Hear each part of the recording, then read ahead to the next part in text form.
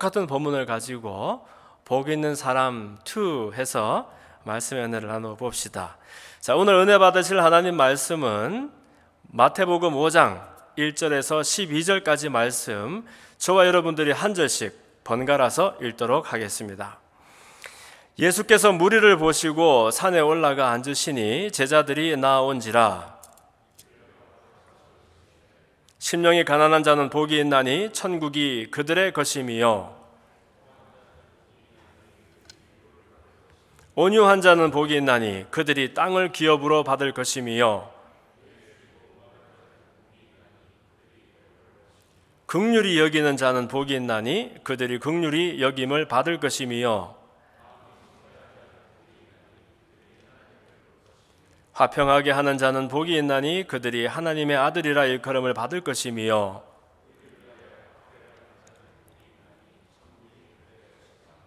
나로 말미암아 너희를 욕하고 박해하고 거짓으로 너희를 거슬러 모든 악한 말을 할 때에는 너희에게 복이 있나니 기뻐하고 즐거워하라. 하늘에서 너희의 상이 큼이라.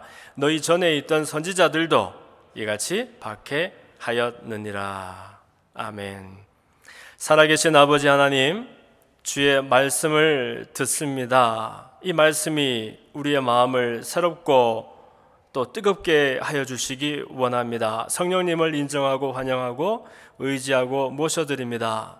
우리의 마음을 가난하고 겸손하게 만들어 주옵소서. 예수님 이름으로 기도드립니다. 아멘. 자, 산상수훈 두 번째 시간입니다. 사실 산상수훈이라 그러면 오늘 본문뿐만 아니라 마태복음 5장, 6장, 7장 모두가 산상수훈에 속할 것입니다.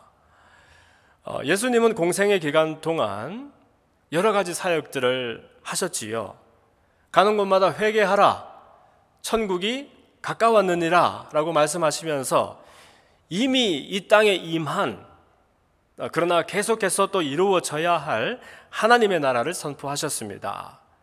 또 각양각색의 병든 사람들마다 그들의 병든 것을 불쌍히 여기셔서 치료해 주셨습니다. 귀신 들린 사람들이 많았는데 그들을 만날 때마다 귀신을 쫓아주셨습니다. 심지어 나사로와 같이 죽었던 사람을 살려주시기도 하셨습니다. 그리고 사람의 지혜로 흉내낼 수 없는 주옥 같은 설교들을 나누어 주셨습니다. 마태, 마가, 누가, 요한 4복음서를 보면 이런 예수님의 놀라운 설교들이 기록되어 있는데, 결국 이 말씀들은 여러분, 모든 사람이 천국 시민으로 살아가기 위해서 마땅히 회복해야 할 첫사람의 모습, 우리의 원래 사람에 대한 설명입니다. 천국이 가까웠다라고 말씀하셨고 그 천국에 들어오라고 초대하셨는데, 누가 천국에 들어올 것이며 어떤 사람이 그 천국을 얻고 누리느냐 하는 것을 친절하게 설명해 주시는 겁니다. 그래서 산상수훈 이 부분은 하나님의 나라에 대해서, 그곳에 들어가는 사람들에 대해서 설명해 주는 예수님의 천국 설교의 백미가 되겠습니다. 그 중에서도 팔복, 왜 팔복입니까? 복이 8가지 있다는 거예요. 5장 1절에서 12절까지 보면 어떤 사람은 복이 있나니 하면서 누가 복이 있나, 그리고 어떻게 해야 그 천국에 들어가겠나 하는 것을 8가지로 말씀해 주십니다. 그런데 여러분 잘 아시는 것처럼 이 8가지 복이 첫 번째로는 우리가 상상하고 짐작하는 이 평범한 복들과 너무 다르다는 것, 그리고 두 번째는 이 다르지만 어쨌든 8가지 복이 그런 서로 또 비슷하다는 것을 우리가 볼 수 있습니다. 그렇죠. 세상에 복 받기 싫은 사람 손들어봐 그러면 아무도 손들지 않습니다. 누구든지 좋아하는 것이 복이고 복을 많이 받고 행복하기를 원하죠. 복이 많으면 다복하고 그것으로 즐거워지면 행복하고. 그런데 우리가 이렇게 하면 복이 있을 것 같아 라고 생각하는 그 조건들하고 전혀 다른, 어떻게 보면 반대되는 것 같은 그런 이야기들을 예수님은 가는 곳마다 말씀해 주신다는 겁니다. 사실 우리의 복이라는 것은 내가 더 많이 가지는 데 있습니다. 그것이 물질이든 건강이든 명예든 내가 더 많이 가질 때 내가 더 풍요로워지고, 아니 사람이 좀 없는 것보다는 더 많이 있는 것이 우리에게 즐거움과 여유를 주지 않겠습니까? 물론 많은 사람들이 나는 가지는 것 말고 더 의미 있는 것을 찾고 있습니다. 그래서 내 인생이 꼭 많이 가지는 것이 아니라 더 의미 있는 삶, 또 가치 있는 삶을 쫓아서 살고 있습니다 라고 말하지만, 사실은 그것도 소유하는 거예요, 여러분. 그렇죠? 더 의미 있는 삶을 소유하고 싶은 거예요. 더 가치 있는 그런 가치가 내가 되고 싶은 거예요. 그래서 더 의미 있고 아름다운 그런 가치 있는 삶을 소유하고 싶은 소유일지도 모른다는 그런 사실이지요. 그런데 오늘 본문을 보니까 심령이 가난한 자가 복이 있다 그러고, 애통하는 사람, 온유한 사람, 의에 줄이고 목마른 사람, 긍휼히 여기는 사람, 마음이 청결한 사람에게 복이 있다라고 말해요. 우리는 이 이야기를 워낙 잘 아니까, 맞아, 지난주에 목사님 말씀하신 것처럼 사람이 가난하면, 특히 마음이 가난하면 그 사람이 온유 겸손해지고 하나님을 구하니까 그래서 복 있다라고 말씀하시는 걸 거야, 이렇게 너무 당연하게 이렇게 생각해버리면 사실 재미도 없고 그 속에 있는 깊은 의미를 다 새기기 어렵습니다. 심령이 가난한 사람, 아니 아무리 심령이라 할지라도 심령이 부유한 사람은 뭐 안 됩니까? 아니면 애통하는 사람, 아니 애통하는 사람에게 복이 있다 손 치더라도 마음에 즐거움과 행복이 있는 사람은 그러면 복이 없는 겁니까? 온유한 사람은 그렇다 칩시다. 의에 줄이고 목마른 사람, 아니 꼭 의에 배고프고 갈증을 느껴야 됩니까? 오히려 자기가 더 다른 사람들보다 더 수고해서 더 고상하고 또 의롭고 도덕적으로도 빼어난 사람이 되면 그럼 그 사람은 복이 없단 말입니까? 긍휼히 여기는 사람, 마음이 청결한 사람, 사실 이 8가지 복이 우리가 보기에 다 존귀하고 귀한 것으로 동의는 되지만 이것을 일반 사람들에게 정말로 주었을 때에는 좀 곤란해할 것 같아요. 그렇죠? 야, 여기 좋은 게 있으니까 한번 받아봐 해서 그 받고 뚜껑을 열었는데 그 속에 맛난 음식이 있거나 내가 갖고 싶어하던 뭐 책이 있거나 이런 것이 있으면 좋은 선물이 될 텐데, 그 뚜껑을 열었더니 그 속에 나를 긍휼하게 만드는 것, 애통하게 만드는 것, 배가 고프고 목마르게 만드는 것, 가난하게 만드는 것이 들어있다면, 여러분 예배당에서는 우리가 마음으로 동의가 되지만 정말 우리 실제 삶 속에서 그런 것들을 선물 받았을 때 우리 마음의 만족과 행복이 느껴질까요? 이 산상수훈을 우리가 읽고 또 읽으면 이것을 통해서 예수님의 우리를 향하신 절절한 마음을 느끼게 되는 것 같아요. 예수님은 저와 여러분이 기대하는 그런 종류의 복을 우리의 요구대로 주러 오신 분이 아니라 우리에게 진정한 복이 무엇인지 아예 정의부터 내리기를 원하시는 것 같습니다. 그래서 축복에 대한 우리의 생각, 복에 대한 우리의 틀, 복에 대한 우리의 관점을 송두리째 바로 잡아주시기 위해서, 그래서 우리가 요구하는 것들을 주면 우리에게 다만 잠시 즐거움이 되겠지만 그것보다 잠시 즐거움이 오히려 우리를 해할 수도 있을지 모르니까 아예 송두리째 근본적으로 축복이 무엇인지를 우리에게 바로 잡아주려고 오셨다는 거예요. 원래 중요한 의미들은 사람이 정하는 것이 아닙니다, 여러분. 저는 이 사이언스하고 엔지니어링에서는 정의가 얼마큼 중요한지 잘 모르겠어요. 거기서도 중요할 것 같아요. 데피니션, 그죠? 힘의 데피니션이 뭡니까? 속도의 데피니션이 뭡니까? 아니면 뭐 이런 것들 중요하겠죠. 근데 사실 사이언스와 엔지니어링에서는 데피니션이 많지가 않아요. 다양하지가 않아요.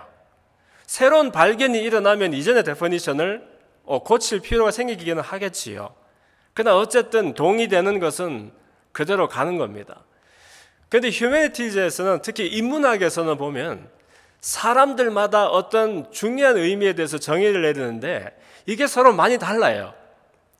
그래서 사람들끼리 만나면 이 중요한 의미들이 달라서 똑같이 좋은 것을 위해서 수고하는데 다름이 충돌을 일으키고 이 충돌이 곤란을 겪게 하는 일들이 많이 있습니다.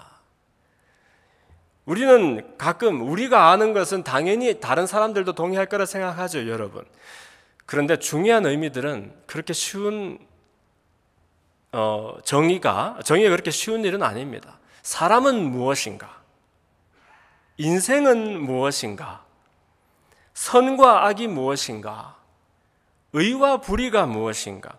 사람들마다 의미 있는 인생 살려고 그러고 악보다는 선을 추구하고 불의보다는 의를 칭찬하지만 사실 우리 속에서 그런 중요한 의미들에 대해서 정의를 한번 물어보면요, 사람마다 다를 수가 있어요.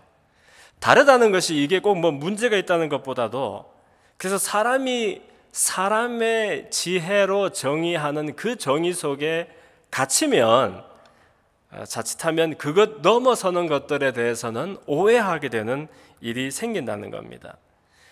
선과 악도 그렇고 의와 불의도 그렇고 사실은 축복과 저주도 마찬가지입니다. 사람에게 복되는 것이 무엇인지 사람이 어떻게 정할 수가 있어요? 짐작은 할 수 있지요. 그러나 하나님이 사람을 지으셨기 때문에 사람에게 가장 좋은 것, 축복이 되는 것은 하나님이 제일로 잘 하신다는 겁니다. 예를 들어서 여러분 가정에 어린 아이들이 있는 집이 많이 있습니다. 2살도 있고 3살도 있고, 만약에 여러분 3살짜리 아들이 요즘은 어디 다닙니까? 뭐 유치원도 아니고 널서리를 예를 들어서 다녀왔다고 합시다. 2~3살짜리 널서리 가나요? 뭐 어쨌든 갔다 와가지고는 엄마한테 심각하게 달려왔어요. 엄마, 나 걔 있잖아, 누구누구. 왜? 난 내일 걔하고 결혼을 해야 돼. 결혼시켜주세요. 어떻게 하시겠어요, 여러분? 남도 아니고 사랑하는 내 아들이 와서 심각한 얼굴로 말하는데 요구하는 거 들어줘야 그 아이가 즐거워하고 행복할 거 아닙니까? 그래, 좋아, 네가 간절히 원하니까 내일 결혼해, 할 겁니까? 얘도 아니어도 참 어려운 질문이지요. 아니요 하려고 그러니까, 엄마, 그저께 엄마 아빠는 어떻게 결혼했어요? 물어봤더니 엄마가 우리는 서로 사랑해서 결혼했어 그랬잖아요. 나도 걔 사랑하는데? 그러니까 나도 지금 결혼해야 돼요. 이러면 여러분 어떻게 말하실 거예요? 곤란한 질문이지요. 옛날에 저도 겪어봤던 질문이에요. 근데 여러분, 그럴 때 지혜로운 엄마들은 뭐라 대답하시겠어요? 아유, 얘야, 그래 네가 걔를 너무너무 좋아한다니까 엄마 마음도 너무 좋아. 그리고 그때 맞아, 나도 그때 가서 봤는데 걔가 유독 너한테 친절하더라. 그런 며느리 있었으면 나도 참 좋겠다. 그런데 있잖아, 엄마는 네가 조금 있다가 했으면 좋겠어. 내일 말고. 왜냐하면 결혼하는데 준비가 많이 필요하거든. 아마 그 아이도 그럴 거야. 그러니까 우리 조금 더 기다렸다, 조금 있다가 하자. 물론 그 조금 있다가가 얼만큼 조금 있다가는 모르겠지만, 우리는 간절히 기도하는 기도의 제목들이 많이 있습니다. 그 기도 제목들이 응답되어지면 우리에게 참 무한한 기쁨과 감사가 됩니다. 아이들 위해서, 식구들 위해서, 사랑하는 친구들 위해서, 이웃들 위해서 기도했을 때 그 기도가 응답되어지는 경험들이 있으시지요. 여러분 마음이 얼마나 좋으셨습니까? 그래서 속상한 것은 모든 기도가 그렇게 한 번에 예스가 되지는 않더라는 거예요. 그럼 우리는 불평하죠. 하나님은 내 기도를 안 들으시나 봐. 아니면 하나님은 나에게 좋은 것 주시는 것이 별로 안 좋으신가 봐. 근데 여러분, 아까 말씀드렸죠. 하나님이 우리에게 좋은 것이 무엇인지를 제일로 잘 아시는 분이세요. 심지어 골방에서 신음 속에서 기도하는 우리의 기도들도 빠지지 않고 들으시는 분이십니다. 그분은 지체하지 아니하고 우리의 모든 기도에 응답하시는 좋으신 하나님입니다. 다만 그분의 응답이 종종, 때로는 많이 우리의 기도와 다를 때가 많이 있습니다. 그분의 응답이 우리가 봤을 때는 틀림없이 예스가 되어야 하는데 속상하지만 때로는 노일 때도 있고, 예스를 주든지 노를 주든지 해야 우리가 처신을 알아서 할 텐데, 예스도 아니고 노도 아니고 묵묵부답이신 우리에게 마치 잠시만 기다려봐 하시는 것 같은 그런 응답들도 있다는 것입니다. 우리가 구하는 것들은 우리에게 다 좋은 것들 구한다고 구하는 것들이지만 정녕 우리에게 항상 모든 것들이 좋은 것은 아닙니다. 아담과 하와도 선악을 알게 하는 그 나무의 열매가 마치 그 뱀이 말했던 것과 똑같이 정말 자기들을 지혜롭게 만들어서 하나님처럼 만들어줄 것 같은 너무너무 보암직하고 먹음직하고 그런 열매였다라고 해요. 보암직하다는 것은 보니까 너무 좋다는 것이고, 먹음직하다는 것은 그냥 쳐다만 봐도 입에 군침이 돌 것 같은 맛있게 보인다는 것입니다. 우리는 우리에게 좋은 것을 구할 때 이렇게 보암직, 먹음직한 것을 구하는 거예요. 행복하겠다는 것으로 그렇게 구합니다만은 하나님은 그런 우리가 좋아하는 것들을 소유하는 것으로 다만 즐거워하기를 원하시지 않고, 우리의 삶 자체가 그런 축복을 흘려줄 수 있는 축복의 통로요, 아니 축복의 근원이 되어서 우리의 삶이 무엇을 더 얻어서 그만큼 복이 되는 것이 아니라 이미 내 있는 그대로로 복 자체가 되도록 하나님은 소원하고 계시는 줄도 모른다는 것이죠. 소유가 우리의 복과 연결되어지면 우리는 그 소유가 무엇이든지 간에 더 많이 가져야 그만큼 더 행복해지게 되잖아요. 그러면 뭔가를 덜 가지게 되면 덜 행복해지게 되는 겁니다. 그러나 하나님은 덜 가지고 더 가지는 것과 상관이 없이 저와 여러분의 삶이 있는 그대로, 지금 그대로의 모습으로 이미 충분히 복이 되는 그런 삶을 계획하고 계시는 겁니다. 그래서 창세기 12장에 보면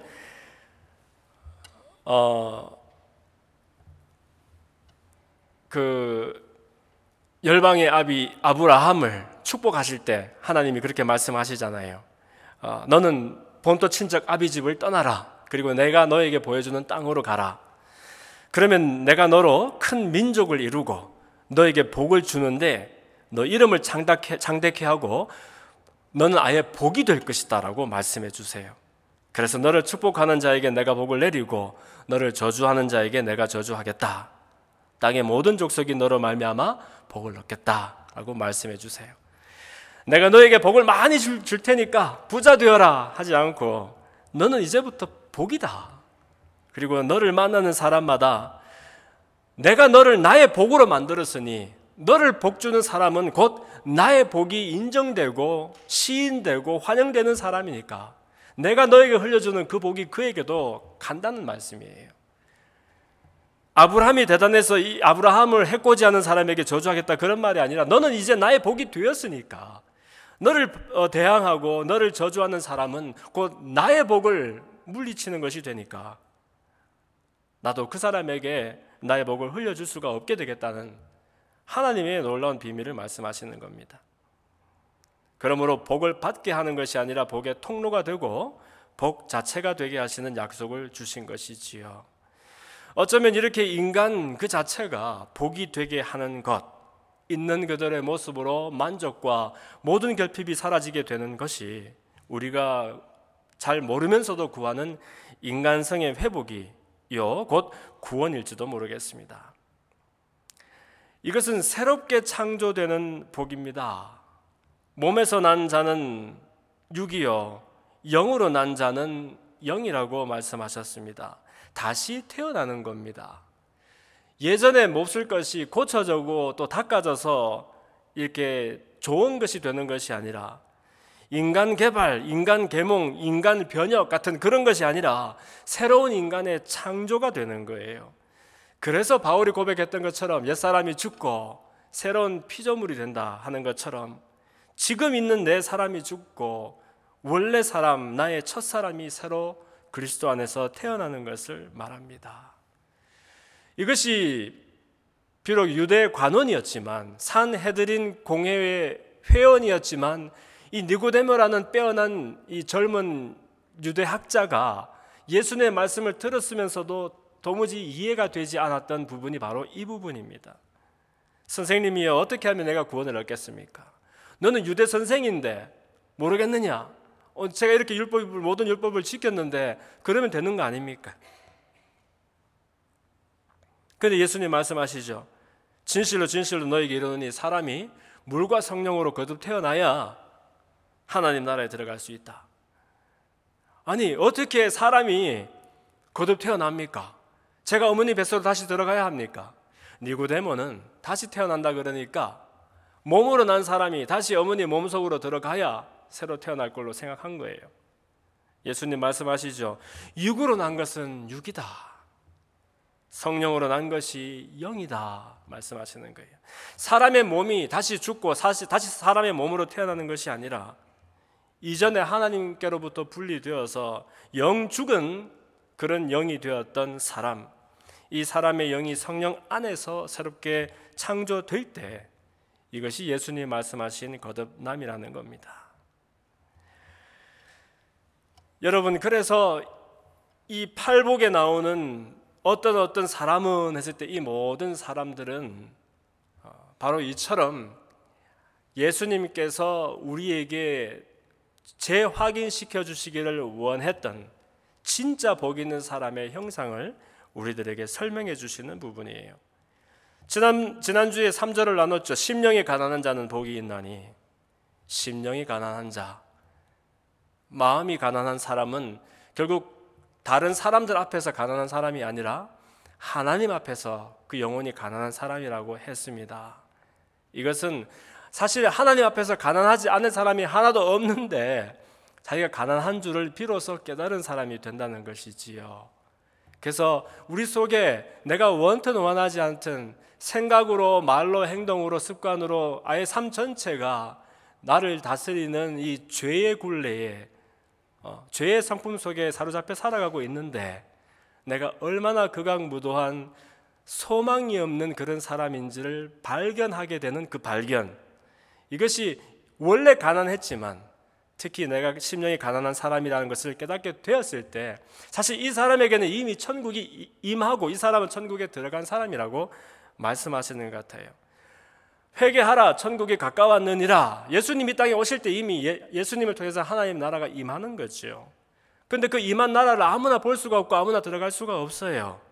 그때 예수님이 설명해 주시는 거잖아요. 네가 가난했는데 심령이 가난하게 되어서 하나님 앞에 가난한 것을 깨닫게 되면 그것으로 너는 천국이 너의 것이다, 이렇게 말씀하신 거예요. 그리고 그 뒤에 따르는 이 7가지 나머지 복들은 마치 그 복 있는 사람의 사다리와 같습니다. 다 비슷한 내용들인데 결국은 심령이 가난한 자는 복이 있나니 천국이 그들의 것이며, 그리고 마지막 8번째에 의를 위하여 핍박을 받는 자는 복이 있나니 천국이 그들의 것입니다, 이렇게 말씀하시면서 열고 닫으시는 겁니다. 그래서 내 안에 천국이 임할 수 있는 성품이 만들어지는 사람, 복이 있고, 그것이 만들어져서 천국을 선물 받은 사람마다 이제는 다른 사람들에게 하나님이 주신 복, 아니 자기 생애가 자체가 된 그 복을 전하고 나눌 수 있는 그런 삶을 살게 된다는 것이 팔복의 요지가 되는 겁니다. 4절에 있는 애통하는 자는 복이 있나니 한번 살펴볼게요. 애통하는 자는 복이 있나니 그가 위로를 받을 것이며.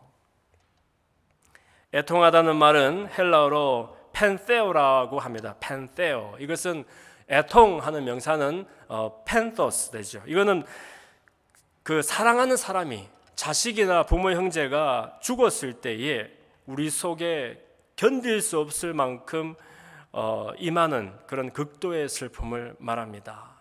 이 펜토스가 언제 많이 쓰이느냐 하면은 그 창세기 37장에도 보면, 물론 저 구약은 히브리 말로 쓰였습니다만은 그 셉추어징이라 그래서 그 나중에는 라틴 또 그릭으로 이렇게 번역된 것을 보면 이때에 그 야곱이 12아들이 있지 않습니까? 요셉이 팔릴 때 당시에는 11아들이 있었는데 야곱의 아들들이 그 요셉의 열 형님들이 요셉을 이제 팔아넘기죠. 아버지가 너무 이 막내만 총애를 하시니까. 그래서 팔아넘기고서는 요셉이 입고 있던 채색 옷을 벗겨다가 짐승의 피를 묻히고 아버지께 가져다 줍니다. 아버지, 옷만 주셨는데 아버지 아들이 옷인지 보소서 하니까 야곱이 그 옷을 보고서는 내 아들이 맞다, 짐승이 찢었구나 하면서 자기의 옷을 찢고 굵은 배로 허리를 묶고 오랫동안 그 잃어버린 아들을 위해서 애통해했다 합니다. 그 자식들이 번갈아 와서 아버지를 위로하는데 그 누구의 위로도 받지 아니했다 그래요. 이 펜세오라는 이 단장을 끌는 것 같은 이 슬픔이 임하면 사람이 주는 위로로는 위로가 되지 않는가 봅니다. 그런데 본문에는 애통하는 자에게 복이 있는데 그가 위로를 받겠다.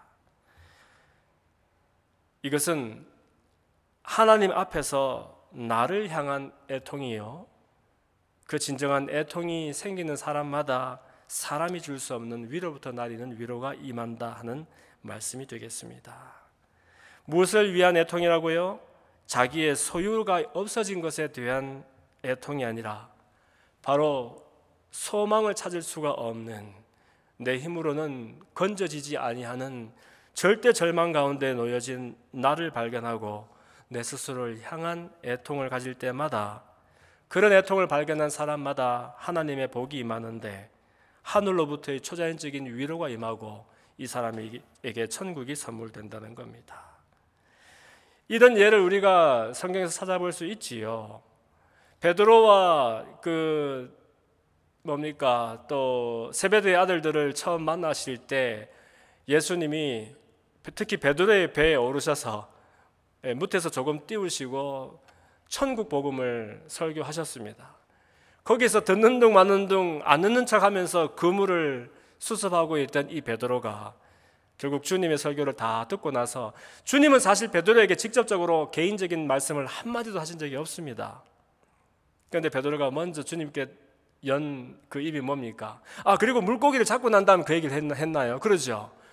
주님께서 밤새도록 물고기 못 잡은 베드로에게 깊은 데 그물을 던져라, 찢어질 듯이 수확을 거두고 2배 가득 돌아왔을 때, 주님이 오시니까 빈 내 인생의 배가 가득 차게 되었구나, 할렐루야, 이렇게 해야 되는데 그렇게 하지 않고 제일 먼저 베드로 입에서 나온 이야기가 뭡니까? 주여, 나를 떠나소서, 나는 죄인이로소이다. 주님은 아무 말씀 안 하셨는데 나를 떠나소서, 나는 죄인이로소이다. 주님을 뵈니까 자기가 비로소 보인 거예요. 어제의 자기와 오늘의 자기는 달라진 것 하나도 없었는데 어제의 자기는 볼 수 없던 자기의 진짜 모습, 이 눈에 보이고 그 절망의 모습을 본 베드로는 자기의 죄인된 모습 앞에 통회하며 슬퍼합니다. 애통해합니다. 그랬을 때에 주님이 걱정 말아라, 이제 물고기 그만 잡고 사람 잡는 어부가 되도록 하자 하니까 자기에게 소유가 있으면 즐거움이 될 줄 알았는데 그 배를 가득 채우고도 남는 그 물고기들, 그 자기의 소유의 전부와 같은 배, 그리고 깁고 있던 그 그물, 아무것도 아닌 양 다 던져두고서 주님을 따라 나섰던 것을 우리가 볼 수 있는 것이지요. 그에게 더 이상 자기의 절망을 향해 절망하는 그 애통은 이제 없습니다. 주님과 함께 길을 났으면 주님께서만이 주시는 위로가 이 사람 위에 임하게 되는 겁니다. 애통하는 자에게 그래서 복이 있다 합니다. 이 애통이라는 것은 자기를 향해서 애통하는 마음을 품게 된 사람은 하나님이 위로를 주시고, 하나님이 주신 이 위로를 받은 사람들은 그 초자연적인 위로를 비로소 다른 사람들에게 나누어 줄 수 있는 그런 능력을 가지게 됩니다. 고린도 후서에도 보면은 찬송하리로다, 그는 우리 주 예수 그리스도의 하나님이시요 자비의 하나님이시요 모든 위로의 하나님이시며. 무슨 하나님요? 위로의 하나님. 우리의 모든 환난 중에서 우리를 위로하사 우리로 하여금 하나님께 받는 위로로서 모든 환난 중에 있는 자들을 능히 위로하게 하시는 이시로다, 이렇게 말씀하고 있습니다. 고린도후서 1장에 나오는 말씀인데요. 무슨 말이냐면 우리가 어떤 종류의 환난 중에 있을지라도 그 환난 가운데 싸매어지지 않는 것은 위로부터 위로가 내린다는 것이고, 그 위로를 받은 사람들마다 다른 허다한 모든 환난 중에 있는 사람들을 능히 위로할 수 있게 되는 사람이 된다라고 말합니다. 헨리 나우엔의 그 유명한 책 운디드 힐러라는 그런 책이 있지요. 진정한 치료자가 되기 위해서는 상처를 경험한 사람이어야 한다는 얘기입니다.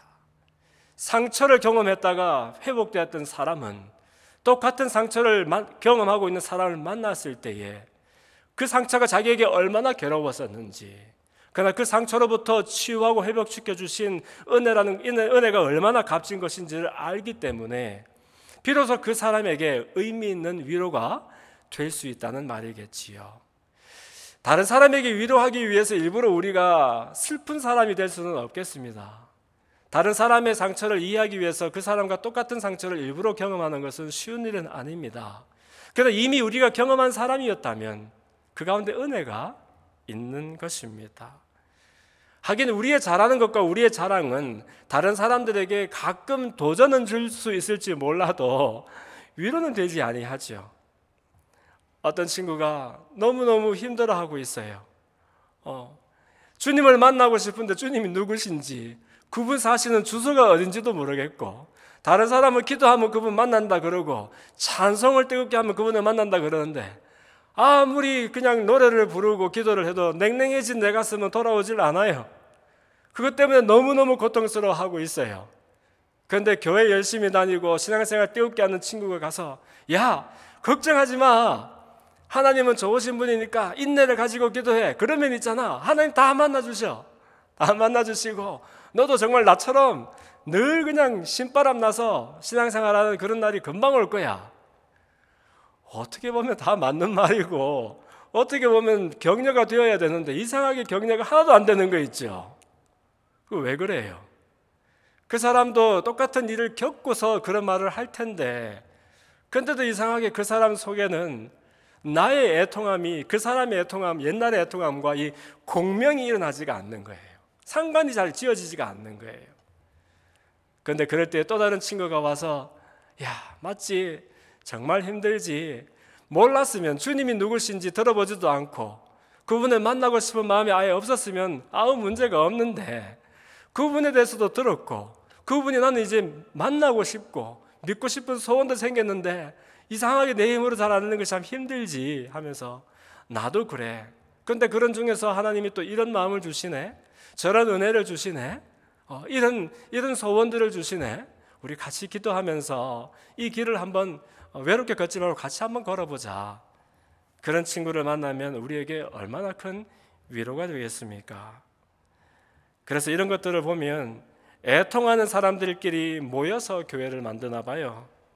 서로의 애통과 그 애통한 것 위에 부으시는 하나님의 위로가 우리 안에서 신뢰 속에서 나누어질 때 이 새로운 위로가 우리 안에서 빚어지는 그런 상처 입은 치료자들의 사역이 비롯될 수 있다는 것입니다. 긍휼히 여기는 자는 복이 있나니 7절에 같은 이야기입니다. 이 긍휼은 다른 사람의 곤란과 아픔이 몹시 연민이 느껴지고 불쌍하게 여겨지는 것입니다. 그러나 그렇다고 해서 나보다 못한 사람을 향한 애처롭게 여기는 그런 단순한 마음이 아닙니다. 오히려 그 사람이 겪고 있는 연약함, 그 사람의 곤란과 아픔이 내가 알고 있고 경험했고 이해하고 있는 나의 연약함과 함께 부딪혀서 이 공명이 일어나는 거예요. 그렇게 했을 때에 참 두 사람은 안 됐어, 빨리 그 자리를 털고 일어나야 하는데 하는 그 정도의 어떤 심퍼티가 아니라 엠퍼티 이상이죠. 사실은 그 사람의 아픔이 나의 아픔에 대해서 같이 아파하는 거예요. 식구들 중에서 누가 아프면은 멀리 떨어진 사람이 같이 아픈 거 있죠. 그래서 이렇게 긍휼한 마음을 품는 사람에게 복이 있는데 우리 용서하는 사람에게 하나님의 용서가 임하는 것처럼 다른 사람의 아픔을 향하여 긍휼을 품는 사람마다에게 하나님의 긍휼이 또 그 사람 위에 임한다라고 말하고 있습니다. 그런 거 보면은 우리 힘으로 할 수 없는 많은 것들이 알고 보면 복음 안에서 이루어지는 비결을 보네요. 긍휼, 우리 힘으로 참 어려운 이야기입니다. 나를 보며 애통해하는 것,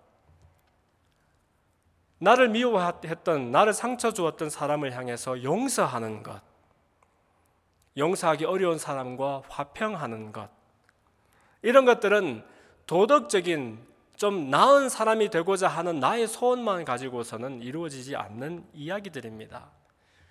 그래서 제가 이 8복 8가지 복을 다 알고 오면 한 가지 천국 들어가는 사람들의 속성이라고 말씀드린 것이 가난한 사람들, 심령이 가난해서 하나님 없이는 살 수가 없고 마치 사슴이 갈증이 나서 시냇물을 찾아서 헤매는 것처럼 하나님 만나기를 애타게 갈구하는 사람들, 또 나의 죄의 모습을 발견하고 슬퍼하며 가슴을 치며 애통해하는 사람들, 그리고 그런 애통하는 사람들을 향한 긍휼하는 마음, 이런 것들이 나의 생애를 메꾸게 될 때에 비로소 내 힘으로 할 수 없는 일들이 하나씩 하나씩 가능하게 되어지는 그런 천국의 그림자를 발견하게 되는 모양입니다. 용서에 대해서 한 가지 나누고 말씀을 맺으려고 합니다. 이런 걸 이야기하다 보면은 우리가 용서에 이제 눈길이 가게 됩니다. 그런데 나한테 섭섭하게 했던 사람들, 하나님 가르쳐 주신 말씀을 따라서 용서하는 것이 쉽지는 않지만 불가능한 건 아닌데, 그래도 우리 인생에 꼭 이 용서라는 단어를 떠올릴 때마다 내 머릿속에 이렇게 떠오르는, 정말로 아무리 애를 쓰고 영을 써도 용서가 참 어려운 그런 사람들도 있을 수가 있습니다. 그리고 대부분 그런 사람들은 나와 전혀 상관이 없는 사람이 아니라 나와 가장 가까웠던 사람들, 나에게 가장 소중한 사람들이 있을 경우에 더더욱 그럴 수가 있습니다. 그런데 여러분, 이 용서가 왜 어려우냐 하면 사실은 내 마음이 먼저 그 용서 속에서 자유롭지가 않고 나의 연약함과 나의 죄된 것과 나의 절망스러운 모습 속에 애통해하고 가난해하는 것이 없기 때문에 다른 사람들의 흠결과 나에게 했던 몹쓸 짓으로 인해서 그 사람이 용서가 되지 않는 것이에요. 사실 마음이 가난하게 되는 사람들, 또 애통하게 되는 사람들, 온유하게 되는 사람들, 다음 시간에 계속 나누겠습니다만 마음이 청결한 사람들, 이런 사람들은 이런 마음이 생기고 나면 나보다 못한 사람이 주위에 하나도 보이지 않게 됩니다. 모든 사람이 다 나보다 나은 사람으로 보이게 되고, 그때부터 내가 나의 연약함으로 가슴을 쳤던 것처럼 다른 사람들의 애통함이 나에게 전이가 되어지고, 심지어 다른 사람들이 몰라서 혹은 잘못 알아서 상처 주고 잘못했던 그런 일들 속에서도 그와 내 속에 들어있는 똑같은 크기와 높이의 그런 죄의 잠재력 때문에 그 사람을 더 나은 사람이 못한 사람에게 용서하는 그런 종류의 용서가 아니라 그 사람의 마음이 품어지고 싸매어지게 된다는 겁니다. 아무리 그래도, 아무리 입장 바꿔 생각해봐도 용서가 안 됩니다. 사람 입장을 어떻게 바꿉니까, 여러분? 우리는 상상하면 사람 입장 바꿀 수 있다고 생각하지요. 내가 그 사람 자리에 딱 있다고 생각하고 상상하고서 아무리 내가 좋게 생각을 하려고 그래도 그 사람의 그 말과 그 사람의 그 태도는 용서가 안 됩니다. 이런 말 합니다만은 사실은 우리는 그 사람의 인생을 똑같이 살아본 사람은 아니잖아요. 태어나서부터 그 사람의 오늘까지 그 사람이 만나야 했던 모든 사람들, 그 사람이 겪어야 했던 모든 일들을 똑같이 겪고 똑같은 그 자리에 놓여지는 우리가 아니기 때문에 사실 사람의 입장이라는 것은 절대로 서로 바꾸어지지 않는 것입니다, 여러분. 우리가 정말 그 사람과 똑같은 이야기 속에 놓여진다면 똑같은 일을 했어야 되는지도 모르는 것입니다. 그러므로 그 사람의 티끌이 나를 넘어지게 만들고 내 더들보가 보이지 않으면 그것은 여전히 내 속에 있는 죄성과 유감스러운 부분들에 대해서 애통해하는 것이 부족하기 때문일 것입니다. 예수님은 이처럼 파격적인 말씀을 하신 거예요. 천국 들어가는 것이 착한 일 많이 하고 의를 많이 쌓고 훌륭한 일 많이 한 사람이 천국 가는 것이 아니라 자기 있는 그대로의 모습을 바라보고 흔적은 남았는데 찾아볼 수가 없는 나의 첫사람, 원래 사람, 하나님의 형상을 따라서 지었던 그 소망의 사람, 그 사람을 소원하게 되는 그 길이 하나님을 만나고 하나님을 보고 천국을 소유하게 되는 길이라고 말씀해 주시는 겁니다. 기도하는 것은 우리 폴도 제자교의 모든 지체들이 심령이 가난한 사람, 애통한 사람, 온유한 사람, 또 긍휼히 여기는 사람이 되어서 우리 속에 하나님의 위로와 애통이 긍휼이 임하고 우리 삶 자체가 이미 복이 되어서 많은 사람들에게 그 복을 소개하고 나눠줄 수 있는 축복의 사람들 다 되시기를 주님 이름으로 축원합니다. 살아계신 아버지 하나님, 우리 마음속에 여전히 절망의 날을 보지 못하게 하는 회방들이 많이 있음을 보게 됩니다. 하나님의 형상을 따라 지으셨던 원래 사람, 나의 첫사람을 소원하게 하시고 나의 연약함을 끌어안고 인정하며, 그러나 슬퍼하는 때에 하나님의 위로와 긍휼이 임하고, 그래서 우리의 생애가 연약한 것 있는 그대로의 그 생애가 하나님 앞에 보배같이 사용되면서 다른 사람들의 상처와 애통함을 위로할 수 있는, 치료할 수 있는 그런 축복의 통로요, 축복의 근원이 될 수 있도록 하나님 은혜 베풀어 주옵소서. 감사하며 예수님 이름으로 기도합니다. 아멘.